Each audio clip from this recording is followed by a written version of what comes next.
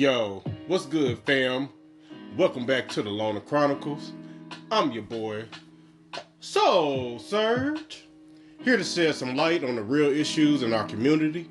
Today we're breaking down a topic that doesn't get talked about enough, black toxicity, right here in Oklahoma.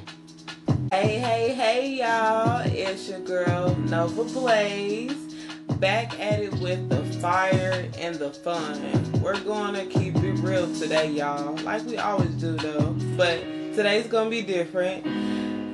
We're diving into the taboo topics nobody wants to touch. Let's expose it, debate it, and hopefully learn from it.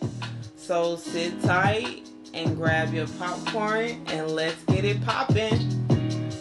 All right, Nova. Let's kick things off with the family dynamics and generational trauma.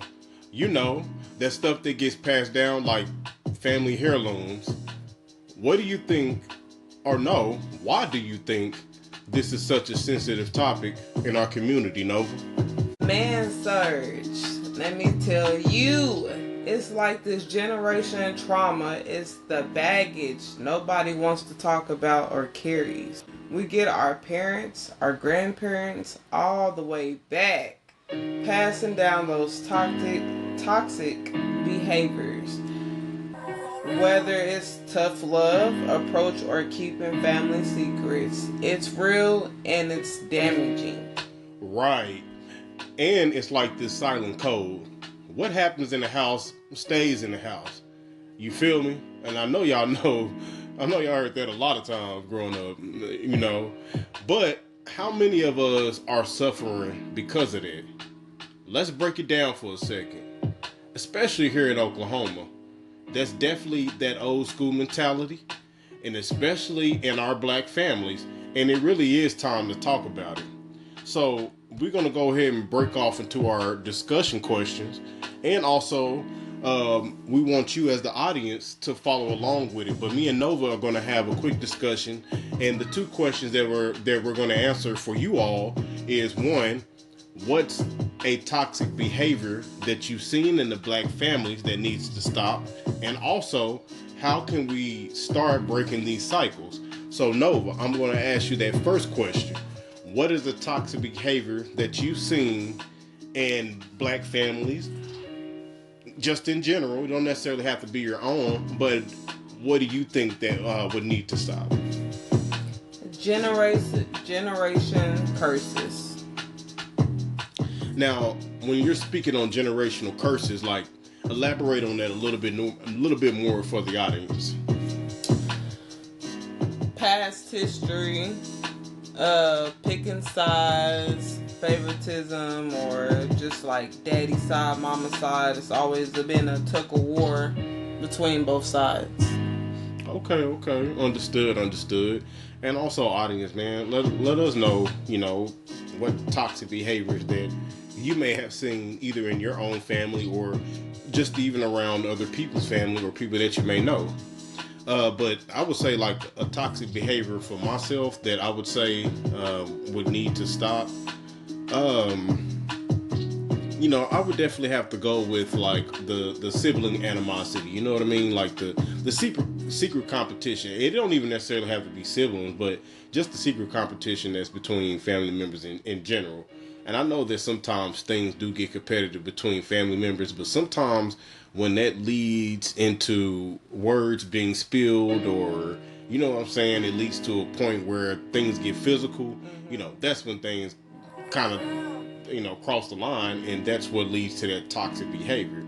So I feel like that would be one thing I would definitely say that would need to stop within families. Now, y'all, how can we start breaking these cycles? And I'm going to start with you, Nova. Start breaking these cycles. Definitely more communication, counseling, be more open with each other. Okay. And I would definitely say for me, ways that we can start breaking the cycle is definitely that really just keeping that positivity, continuing to tell each other that we love one another, and we don't necessarily have to be best friends or get along as family, but at least show your family to some point that at least the love is there, or at least you care about them. Care about them. But sometimes we have to do it from a distance. So even that may be a part of breaking the cycle. Sometimes you may have to keep your space or your distance, and you still love your family at the end of the day, but sometimes you have to restore your peace. But definitely didn't want to leave you out, audience. So we actually got a question for you all. Now, what's one piece of generational trauma you think our community needs to address head on? Let us know.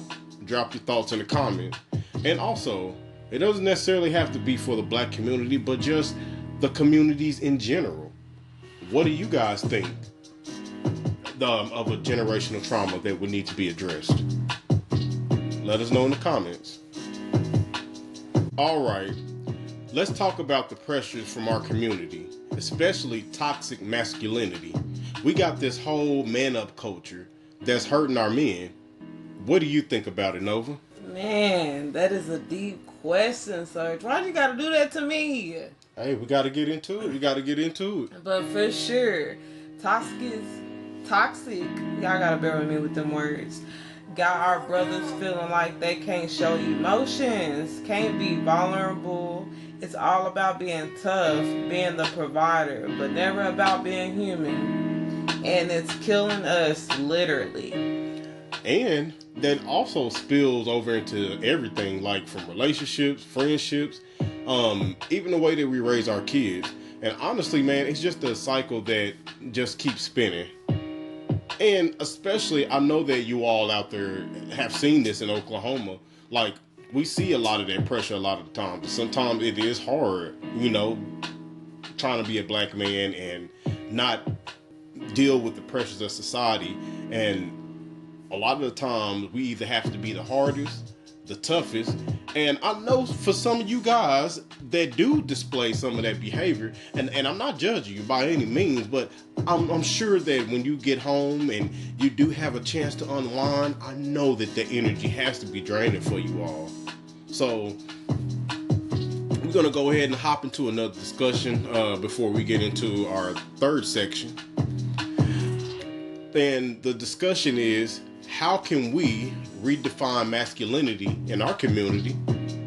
And also, what are some steps men can take to support each other emotionally? And also, I'll leave a question like that for you gentlemen out there. You know what I'm saying? It's time for us to, be grown and have these type of mature conversations, because you just never know where they could take us, especially for us to be leaders in the future. So, to me, I would say, how could we redefine it? I would say step one would start with, like what Nova was preaching on, is that it's okay, black men, to be vulnerable sometimes. Not necessarily saying that you gotta keep your guard down, because I know it's hard out here and people will try you. I understand it, but sometimes we have to learn how to express our emotions. That's one of the hardest things that I feel like as men we have an issue with. We don't teach ourselves how to express our emotions because we were never taught that from the time that we were young. You know what I mean? And if you were taught some of those things, you either been called soft or a mama's boy, or whatever the case is. You know what I mean? So I just feel like that's one way that we can redefine it. But also, man, guys, fellas, let me know out there. You know what I'm saying? We're all about teaching each other, so there could be some things that I may have missed. So let us know. And following up on that second question, I'm gonna go ahead and say the question again. It's, what are some steps that men can take to support each other emotionally? Well, I'm gonna start off with that. Men, we gotta learn how to be just open with each other and honest with each other. Because if we're willing to tell our special lady, our significant other, and I get it, that's your lady, that's the one that touches your heart and soul. But there's nothing wrong with telling telling a close friend or, just one of your homeboys just to shoot up the shit and be like, man, hey man, I'm going through some tough shit, man. And I know that some dudes do that, but I don't think that they do it necessarily on a level where it can help your homeboy or your friend be a better man out of that situation. And I think that if we can connect some of those pieces together and maybe just start having open discussion, I think that things will slowly change over time. But again, let me know what y'all think out there. And also, like I said, me and Nova, we don't want to keep the audience, just hearing us just do a whole entire session. So we got a question for y'all again. And first, I'm going to say to the men, what does being vulnerable mean to you? And how can we create a safer space for our brothers to open up?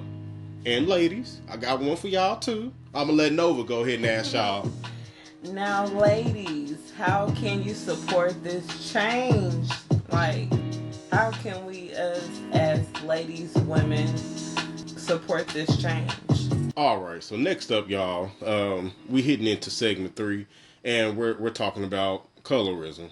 Now, I know it's definitely one of those, deep-rooted issues, but Nova, it's definitely a silent war within our own race. Light skin versus dark skin. Yes. I know y'all, for some of y'all that do follow Zeus, or if y'all watched The Baddies, they had that Bad versus Wild with Nick Cannon, and they had this series, light skin versus dark skin, and it caused a big debate on Twitter and also on social media. You know what I'm saying? Because a lot of people felt like they were trying to start this colorism or this inner hatred within our culture. So for Nova and also for y'all out there, what y'all take on this, or how do y'all feel about it? Like the nasty cousin that nobody wants to bring or show up at the cookout. Don't nobody want that nasty cousin to show up. We got folks thinking lighter skin is better than a dark skin. We both equal, y'all. Everybody's beautiful. And where does that leave us? Divided and hurting each other. It got to stop. This is crazy. Yeah, for real. And it's wild how something like skin tone can create so much division. But it's real. And it affects how we see ourselves and each other. It really do. So what can we do to start healing from this? Another question for y'all out there. And especially here in Oklahoma, where we see it not only play in schools, but in the workplace, in social gatherings. And I'm sure a lot of y'all know what I'm talking about. So we're going to go ahead and open up this part of the segment up for discussion. And the two questions that we have, not only for the audience, but me and Nova are also going to answer is, one, how has colorism affected your life personally?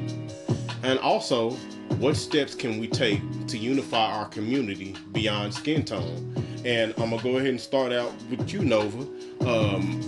Do you have a story to share with the audience about how colorism affected your life? Colorism affected my life, and I've just to the Lord but yes, that have impacted my life horribly, and I'm still growing from it. But yes. Well, yeah, I could definitely say that colorism has affected my life a lot of the times, and I definitely learned like a big lesson in there when I got into the military. And Nova can definitely relate to me on this situation. Like, when I was in the military and I used to wear my uniform, I was greeted differently. I was greeted nice. It was different people from different backgrounds, different cultures. They didn't mind coming up to me and just having conversations. But once I got outside of that uniform and all they seen was this dark skin, and then the colors that I was wearing, or maybe the look on my face, or just my appearance, totally different. They looked at me like I was a stranger. They looked at me like I was a criminal or just up to no good, or you know what I mean? Like I noticed the differences.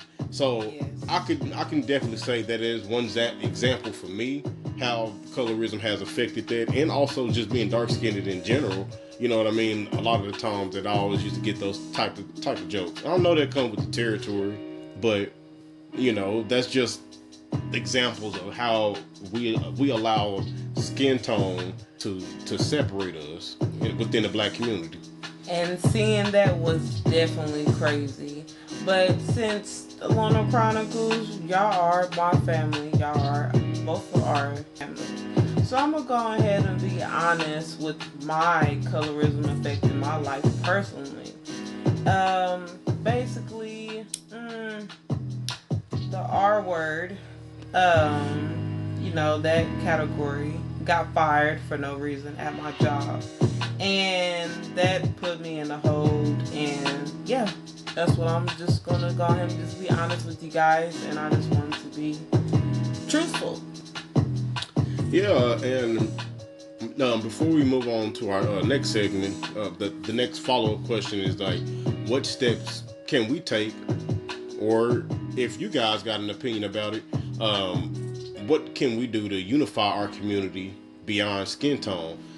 I would say for me, really, we just gotta love each other, and honestly, we shouldn't look at color in general, and not just only in the black community, but all around. You know what I mean?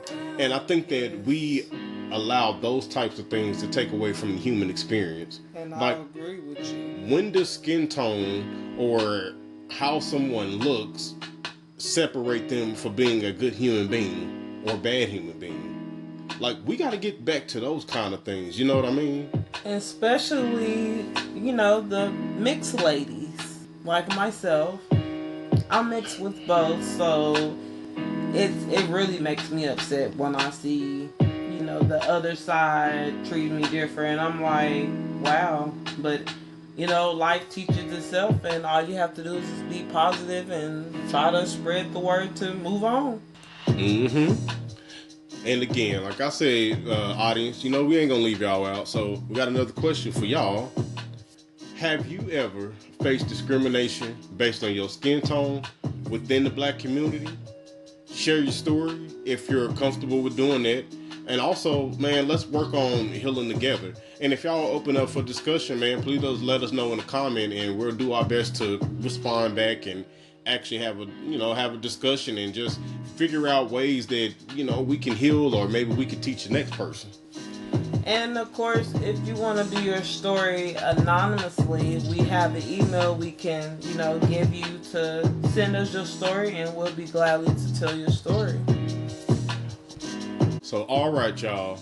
Last but not least, let's talk about social media. Social media has definitely got a chokehold on our lives and our identity, and also how we represent ourselves now. So, Nova, how do you see social media impacting black toxicity? Man, so social media is a double-edged sword. On one hand, it's a platform for empowerment and connection, and on the other hand, it's breeding ground for like faking lifestyles and comparisons, and just straight up putting up front, trying to outdo each other is stupid wow to me. And it's not even our current generation, man. It's like everybody is getting caught up into this fantasy world, and it's not realistic. And we definitely got to find a way to balance the positives and the negatives of social media. And we can use it to, it don't always have to be a drama or just a news station. It can also be to uplift and not tear down. You know what I'm saying? Like, yeah. We need to get back into investing into each other's businesses, or, if you see people that are actually trying or that are actually trying to hustle and not trying to hustle you, support. You know what I mean? And especially like in Oklahoma, like, we've gotten to a point where in order to deal with one person or another, we got to be like these influencers or these celebrities. And it's getting to a point now that they setting these impossible standards especially here in Oklahoma, that's not real. So, so we're gonna go ahead and We had a discussion earlier about this topic, and I got.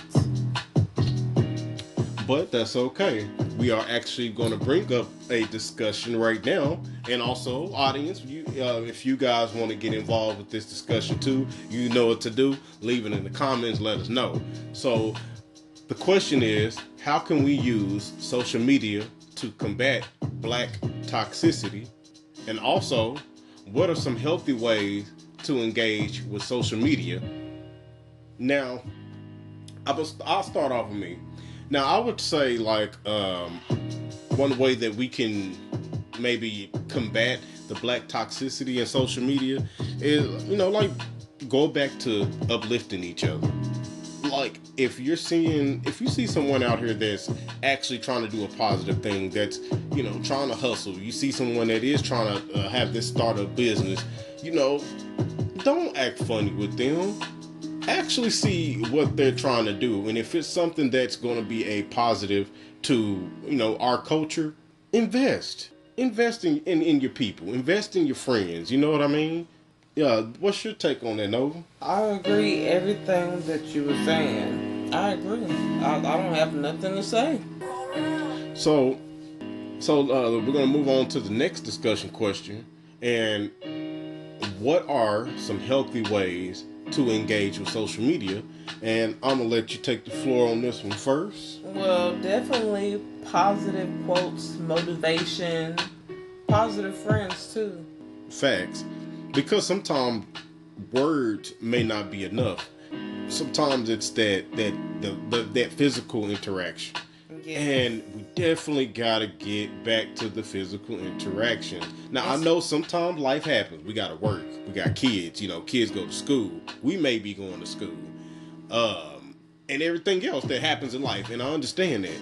But especially hearing it from your friends. It's just a different feeling when you're being honest and being positive in front of your eyes.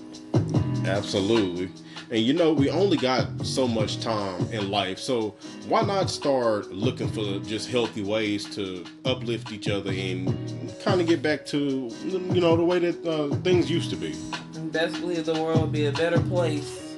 Facts. So, like I said, man, you know how we doing it so far. You know how we rocking, audience. But we got a question for y'all. How has social media influenced your perception of Black identity? And also, do you think it's more positive or more negative? Let us know. So, wow. So that last discussion and everything that we got into was definitely deep, Nova. Man, we covered a lot of ground today. And let us know if we missed out on everything. But the main message that we're trying to get out is it's all about breaking those taboos and exposing the truth. And from that truth, making positive change. So let's leave our listeners with something to think about, Nova. Absolutely. Remember, y'all, knowledge our issues is the first step to healing. Change start with us, y'all. We got to look within and be the change we want to see. We can't just do stuff and don't want to see it, y'all. And especially if we have kids, like, you got your kids to think after. Like, how do you want this world to be with your kids? It all starts with us. It comes from parents, grandparents. Here's a quote, though. All right, y'all ready?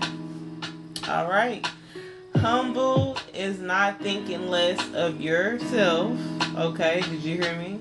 Humble is not thinking less of yourself. It's thinking of yourself less. Now, that's big facts, Nova. And I hope that to the audience, y'all were able to let that sink in for a moment.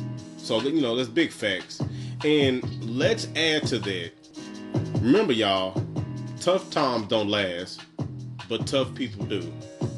So, man, just find the strength in your struggles, whatever that may be or whatever you're going through in life. And while you're going through it, man, just stay humble and know that storm is definitely going to pass. Alrighty, y'all. That's it for today, folks and fam. Thanks for rocking with us on the Chronicles channel. Don't forget to like, comment, and subscribe. Share your stories and thoughts. Let's keep this conversation going. All right, well said, man. So to y'all out there, man, stay real, stay humble, and remember, we all in this together. Peace.